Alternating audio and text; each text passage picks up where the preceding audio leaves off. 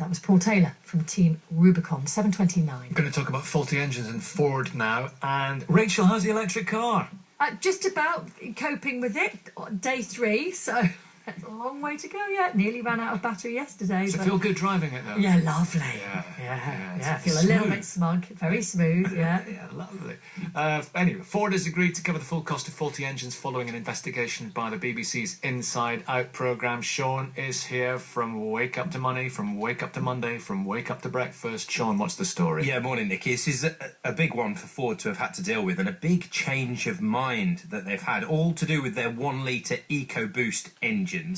Lots of owners with cars with those engines have suffered total engine failure. So you've ended up having to shell out thousands of pounds to get that fixed, even though the cars are quite new. But Ford now says it will cover all the costs and will also review older cases as well. And we've got Louise O'Riordan with us, whose EcoBoost engine failed. Louise then, though, went on to set up the Ford EcoBoost Nightmare group on Facebook, ended up with well over 1,000 members. Louise, good morning.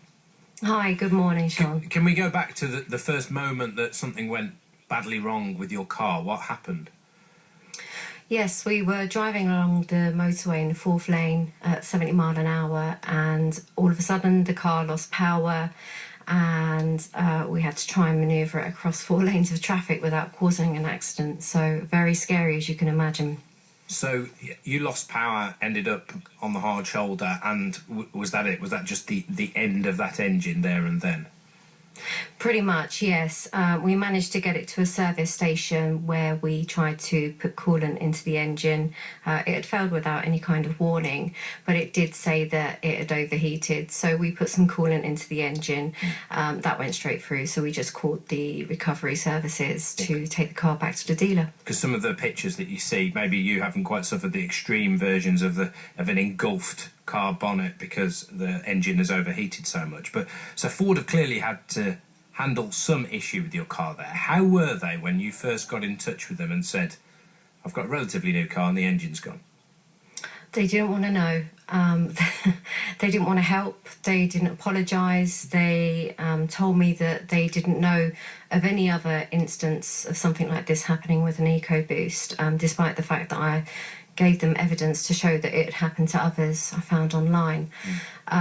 So yeah, they denied any knowledge of it, and they tried to brush me off, constantly. It took 11 weeks of battling with them to actually get anywhere. Well, they've now said they're going to cover all costs involved for these 1-litre EcoBoost engines. They're going to look back at older cases. We're speaking to the boss of Ford in the UK in an hour's time, Andy Barrett. Would there be anything more you would want to say to him now that you know the costs are going to be fully covered? Well, I'm not too excited about this claim because we've heard this before through the DVSA, and that wasn't backed up despite it being in writing. But no, I don't feel it's enough. I feel that Ford need to do a whole lot more. Customers have spent weeks and weeks and weeks feeling undervalued, living stressfully, having to live without a car, which is a main staple of any family. They need to apologise to people. They need to acknowledge that there is, there's somewhat a safety issue with that car failing like that. So I think, they actually need to recall these vehicles and compensate customers. Well, Louise, thank you very much for sharing that with us. Louise O'Riordan there, who had one of those EcoBoost engines that failed. We've got the boss on in just under an hour's time. I'd be interested to see what he makes of all this and what lengths Ford will go to really make sure customers feel at ease with their cars. Good one. It's 7:33.